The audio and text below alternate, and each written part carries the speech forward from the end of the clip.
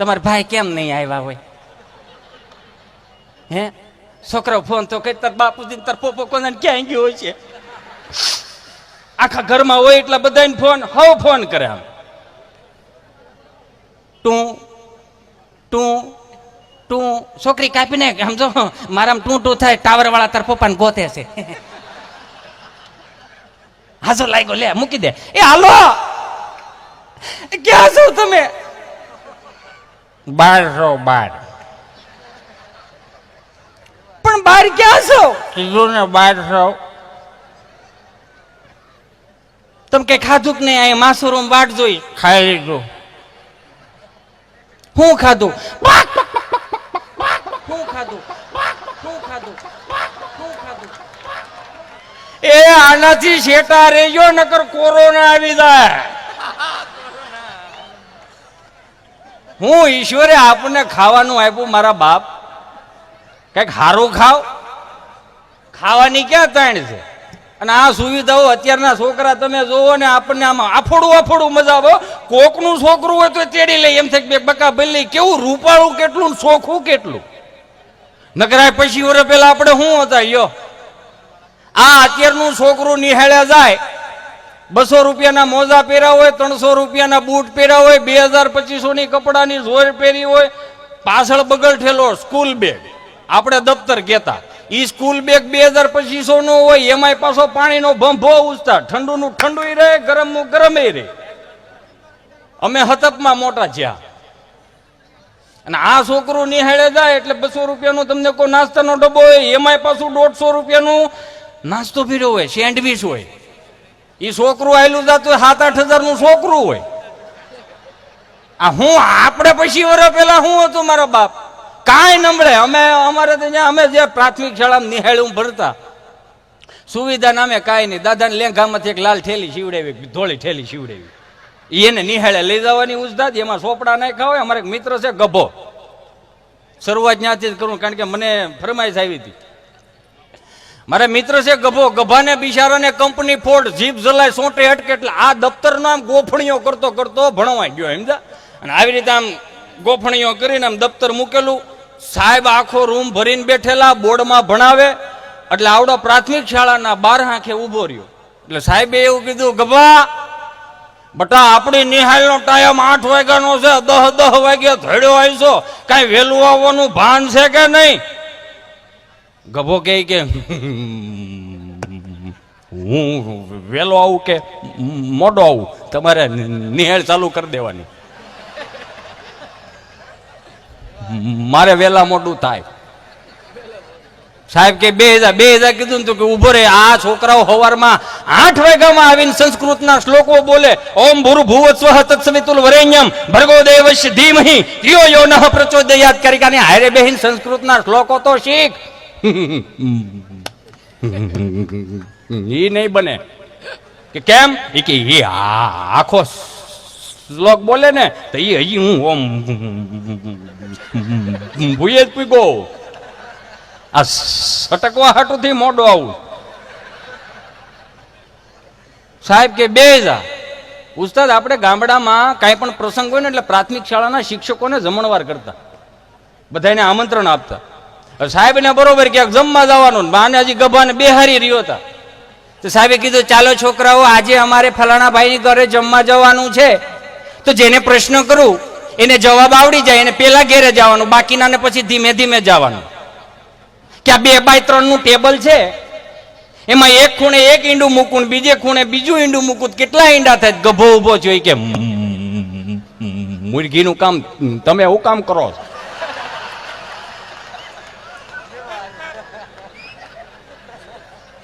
સાહેબે તડકે લાવીને માર્યો.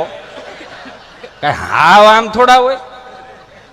પણ મજા હતી ને ગામડાની. તમે જો ગામડાની મજા હતી. અત્યારનું છોકરાને તમે 10 રૂપિયા આપો એટલે હળી કાઢીને પડીકા લાવે, બાલાજી વેફરના ને. આપણા વખતમાં શું હતું? કાંઈ નમળે. ઈ તમને કહું ફળિયામાં રેગી રેગીને તમને કહું ખાડા કરી નાખતા, પેન્યું મારી મારી તે માંડ મારુતિ આઠાના આપતા. 50 પૈસા. એ 50 પૈસા લાવીને તો એને ભાગ શું લઈ ખબર? ગુલ્ફી. શું હેજ રાખવાની, શું હેજ રાખવાની. એટલી હાંસુતા સુઈ સુઈ રામાપીર નો ભાલો કરી દેતા, બટકું ન ભરતા. કારણ કે સુવિધા નહીં ને આપણી પાસે, હા અસુવિધા મોટા છે. કોઈ દી રૂપિયો ભાડ્યો નહીં, કોઈ કદાચ મહેમાન આવ્યો હોય અને જવાની તૈયારી કરતો હોય ને તે થાંભલી પકડીને હોય શાળા થઈને ઉભા રહે, આગળ 5 રૂપિયા આપે. કેટલું હોય શાળા પૂરું કર્યું. આ સારું છે અત્યારના છોકરાઓ આ સુવિધાઓમાં જઈને તમે જોવો તો ખરા. અને છોકરા ગજબના, અમુક છોકરા તો આપણને પરસેવો વળી દે. નકર હમણાં તો આપણે જે નિહાળે ભણવા જતા, આપણા બાન દાદા આપણને કાખમાં નાખી નિહાળે મૂકી જતા ને પાછા સાહેબને સલાહ દેતા અને નાખ્યો 2-3 દવા. મૌખિક ફરિયાદ. અત્યારે એવું કાંઈ નહીં, લેખિતમાં આવે. તમારા છોકરાને લેશન કરાવીને મોકલો, તમારા છોકરાને નખ કપાવીને મોકલો, તમારા છોકરાને નવડાવી ધોવડાવીને મોકલો, તમારો છોકરો વાસ મારે છે. મેં ઉસ્તાદ પાનું ફેરવી નાખ્યું. એ પાનું ફેરવીને ફરિયાદનું પાનું હતું ને એની વાહે મેં લખ્યું ભાઈ 15,000 ફી ભરીને એ ભણવાની ભરી. હું ગવાની નહીં, હું ગો શું લેવાનું, ભણાવ્યા રાખો ને. ભણવા મોકલી કે હું ગોવા મોકલી ભાઈ. ગજબ એમ. અમુકની મજા છે. તમે જો બાર ગાવે બોલી બદલે તરોવર બદલે શાખા, બુઢાપામાં કેશ બદલે લખણ નો બદલે લાખ. નકરા ગુજરાતી ભાષા રહી ને આમ વજન વાળી ભાષા, ભાવ વાળી ભાષા, આમ ખડાવ ભાષા, ઊભી ભાષા લાગે. નકર હિન્દી પ્રોગ્રામ અમે બોમ્બેમાં હમણાં ગયા ને પ્રોગ્રામ કર્યો અમે, તો કાંઈ પણ ગુજરાતી બોલું 30-35 જણાને ખબર પડે. 600 ને કુક લોચા લગતા હે, એને ઉપરથી જાય. હાવ 1.5 કલાકનો રાઉન્ડ લીધો ને મેં કીધું ભલું કરે ભગવાન. 30 થી 35 ને ખબર પડે કે આ કાંઈક બોલે છે, 600 ને ઉપરથી જાય. ભલું કરે મારી ખોડિયાર. આ 1.5 કલાકના રાઉન્ડમાં પહેલી વાર આવું બન્યું કે 35 ને મજા આવતી હોય ને 600.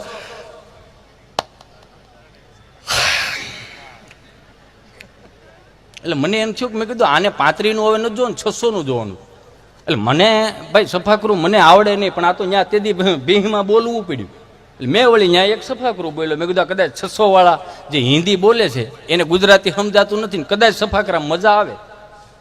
એટલે મેં વળી ત્યાં સફાકરું બોલ્યો કે હા ત્રોડિયા પાંજરા વાળા હાંક હળદી બાંક છૂટી બાંક બોલી ગામડામાં થયા હાંક બાંક જાણે છૂટા સહી જમુ જાળા બછૂટા પે નાંગ જાને તૂટા આસ માન કરતા ફૂટી જમી તાંક જાળા ફાળા દેગવાળા પ્રલકાળા વેરે જગ્યા પંડવાળા રંગકાળા રગતાળા પૂર ફજાળા ઉડેરા વાહે વાદળાને મોર ફાડે પડે તાળી બંદુ કાળી વાગર રણ તુર જોને કેકાણા ધણકી કરી ઠણકી પાંખરા કડી ધણકી સરદા ખાક ઉઠિયા તો દાર રણકી સિંધવારા ડણકી ઉઠિયા રોગા ઠણકી મામલે હુરા કર માર માર.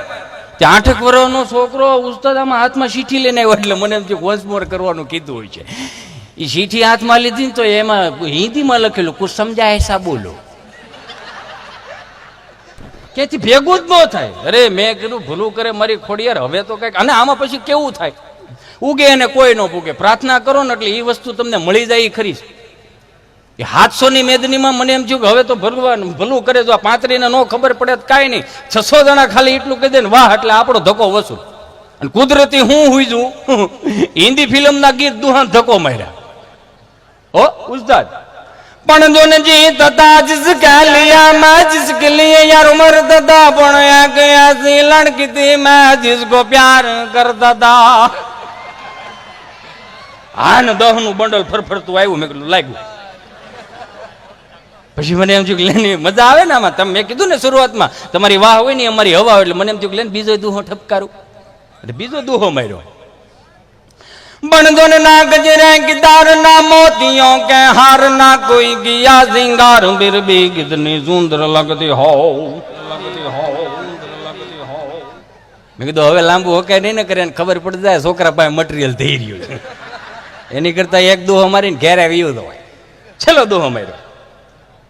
પણ ફૂલ તુમે ભેજા હૈ ગત મેં અન ફૂલ નહીં મેરા દિલ હૈ आए प्रीतम मेरे मुझको लिखना क्या तुम्हारे काबिल है रे जी रे. 35 ने साइड में કરીને 600 આગળ મન કે તેડી લીધો. મન કે ક્યા બાત હે. મેં કે કાઠિયાવાડી બાત હે. અહીંયા જીત પૂગવું બહુ અઘરું છે. કારણ કે કોઠા હોય જ વાળો માણા.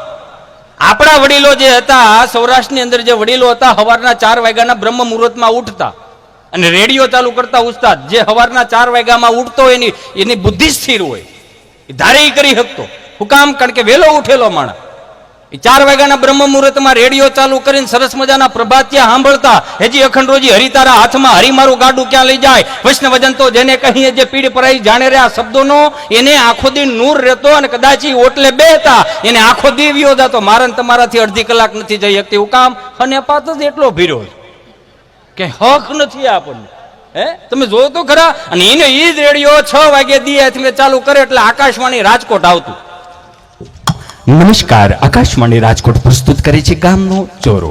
અમરેલીથી પધારેલા અર્જુન દાદા અને મહેસાણાથી પધારેલા મંજી દાદા જેઓ આપણને બટેટાની ખેતી વિશે સમજાવશે. અમરેલીથી પધારેલા અર્જુન દાદા અમારા ખેડૂત મિત્રોને જણાવશો કે બટેટાની ખેતી કઈ રીતે થાય? અમારે અમરેલીમાં ક્યાં બટેટું જ વવાય છે? ખોટી માહિતી. આ સરોતર મહેસાણા વાળાને પૂછો, ત્યાં બટેટું ધામ વવાય એમ. તો મહેસાણાથી પધારેલા મંજી દાદા અમારા ખેડૂત મિત્રોને જણાવશો કે બટેટાની ખેતી કઈ રીતે? ભાઈ, બટેટાની ખેતી કરવા માટે તમારે બટેટા લેવા પડે. બિયારણ તો જોઈએ ને. બિયારણ લાવીને જાણી જાણી કચુંબર કરીને બાઉલમાં નાખીને ખેતરે જવાનું. ચા જવાનું? ખેતરે. ખેતરે જઈને 2 ટેકુંડો ખોડો ગાળવાનો, 1 ખોબો તમારે કચુંબર હાલવાની, 1 ખોબો ઘેટા બકરા લીંડી હાલવાની. ભાઈ માથે ઢોકી દેવાનું, 2-4 કરશે પોણી હાલવાનું. પોણી હાલ્યા પછી 2 દિવસ વાટ જોવી પડે. ચીમ, કારણ કે ઘેટા બકરા લીંડીને બટેકા કચુંબર બંને નક્કી કરતો કે આપણે ઉજરી જવું ગુજરી જવું.